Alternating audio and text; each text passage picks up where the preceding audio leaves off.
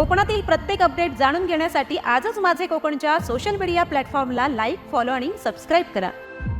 मुंबई गोवा महामार्गावरील गारळगावच्या हद्दीत एक अत्यंत भीषण आणि हृदयद्रावक अपघात घडल्याची घटना समोर आलेली आहे। 17 जानेवारीच्या संध्याकाळी गारळ फाट्यावरील हॉटेल आनंद भुवन समोर 2 कार आणि एका दुचाकीची जोरदार धडक झाली। या तिहेरी अपघातात अण्णा काळे या दुचाकी स्वाराचा जागीच दुर्दैवी मृत्यू झाला आहे। अण्णा काळे हे माणगाव येथील काळ नदी किनारी असणाऱ्या खांदाड परिसरातील रहिवासी होते। या अपघातात मारुती सुझुकी बलेनो, वॅगनार आणि होंडा शाईन या वाहनांचे मोठ्या प्रमाणावरती नुकसान झाले आहे। घटनेची माहिती मिळताच माणगाव पोलिसांनी तातडीने घटनास्थळी धाव घेतली। स्थानिक नागरिकांनी जखमींना तातडीने उपजिल्हा रुग्णालयामध्ये दाखल करण्याची मोलाची मदत केली। हा संपूर्ण थरारक अपघात परिसरातील सीसीटीव्ही कॅमेऱ्यामध्ये कैद झालेला आहे। या घटनेमुळे महामार्गावरील सुरक्षिततेचा प्रश्न पुन्हा एकदा निर्माण झाला असून माणगाव पोलीस या प्रकरणाचा अधिक तपास करत आहेत। मृताच्या पश्चात परिसरातून मोठी हळहळ व्यक्त होत आहे।